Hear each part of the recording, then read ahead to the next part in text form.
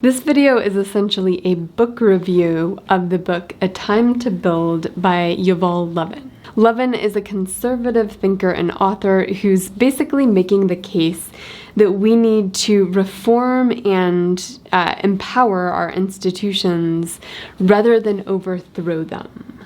Now, I will say, ultimately, I disagree with him to a large degree on some of that premise and on some of his main points.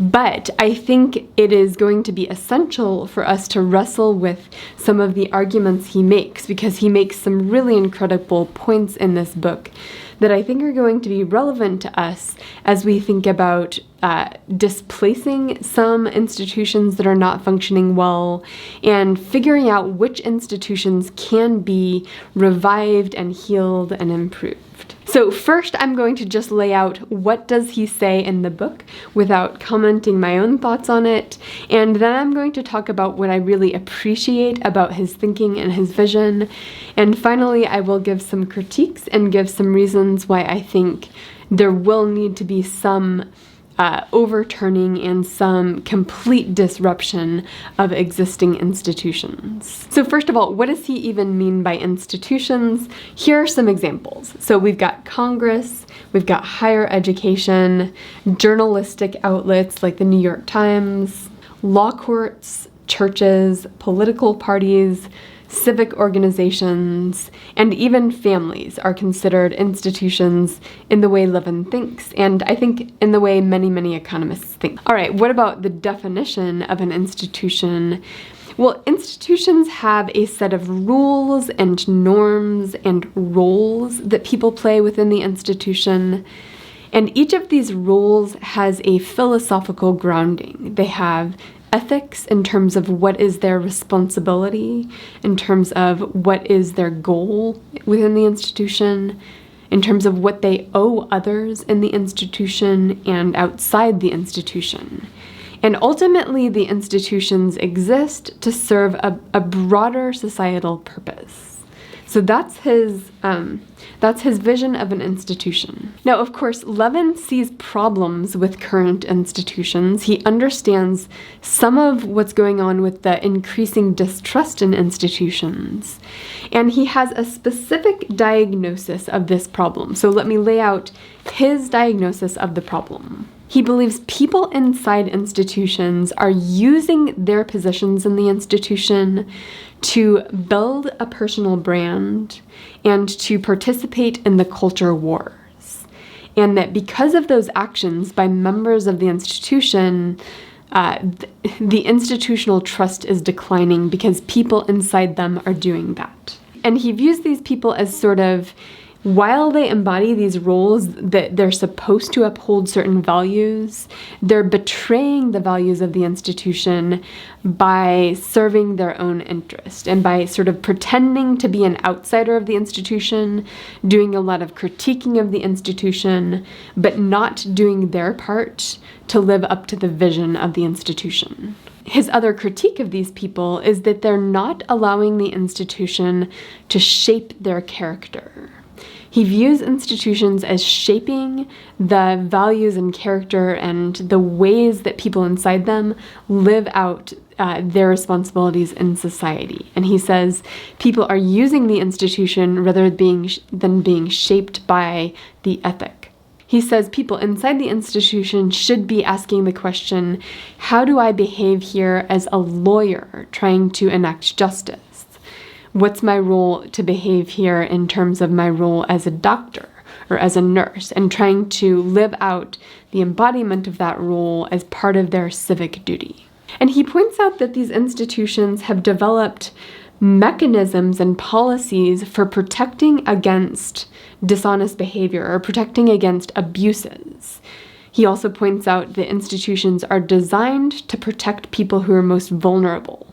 They're designed to add into their structure, their bylaws, their organization, ways of protecting abuses that they've encountered over time, that people have sort of patched up the parts of the institution that are not doing a good job of enacting justice.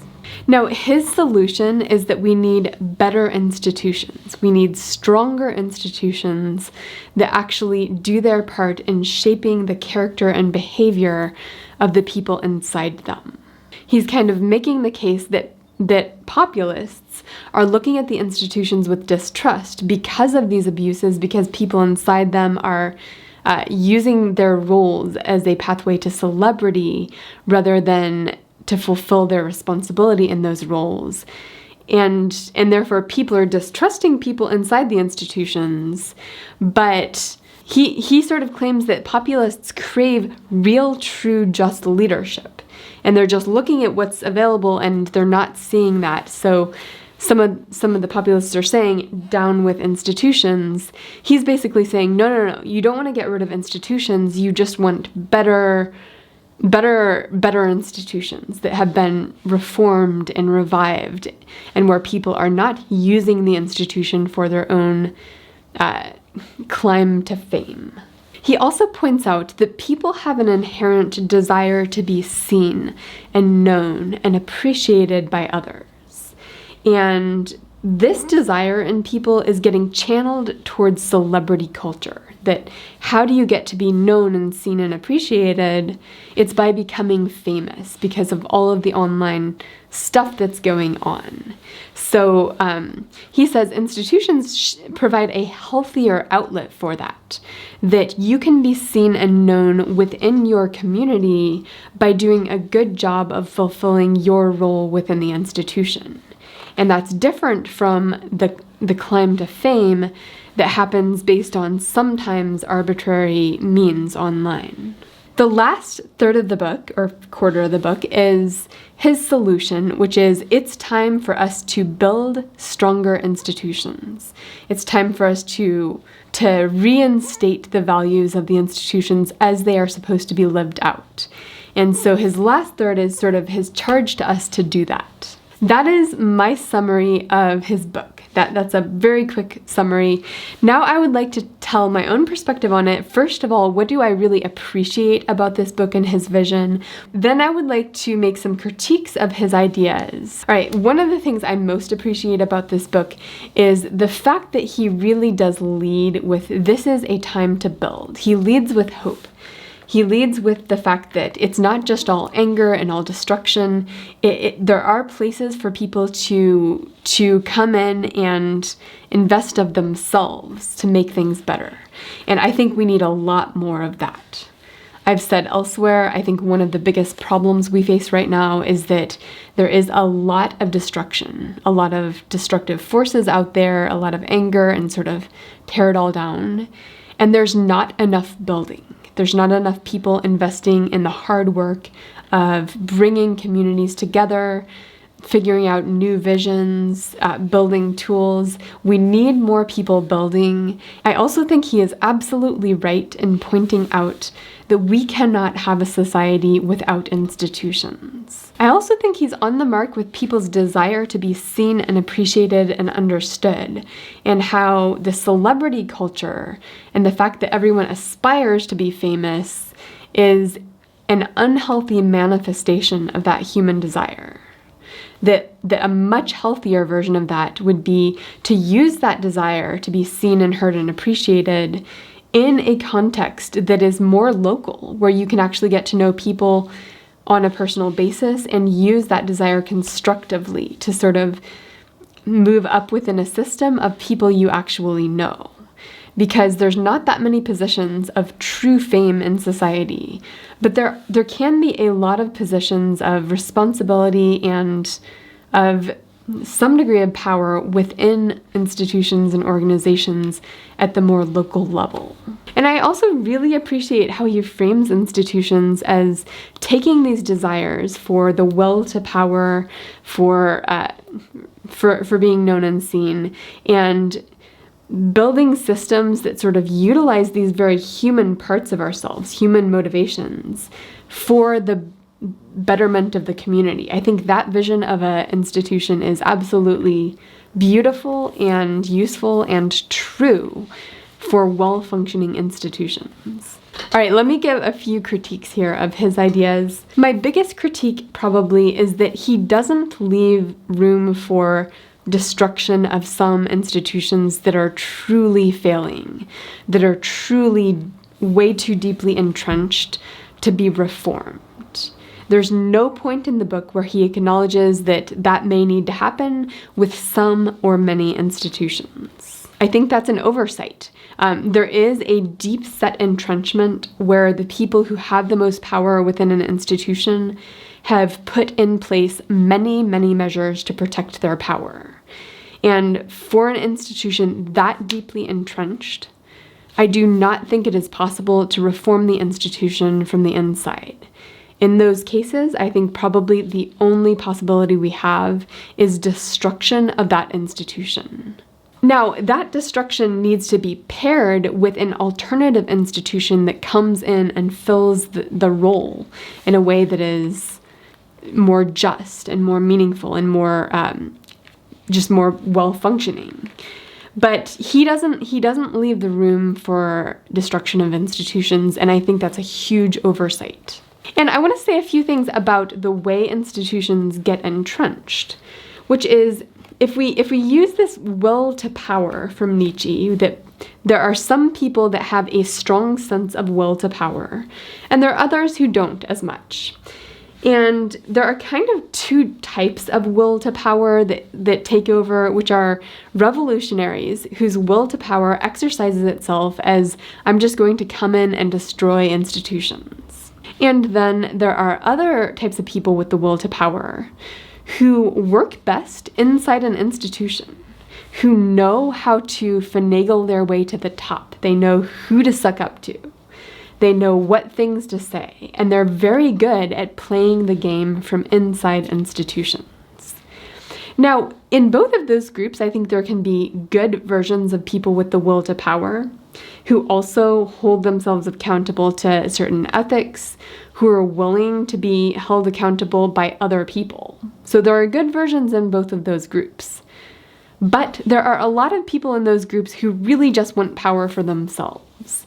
They want to be able to control and influence other people. That's their motivating desire. And those people are kind of dangerous. Those people don't lead to good outcomes in general. It seems to me like he's a little bit more focused on the problems of the will to power people trying to destroy institutions.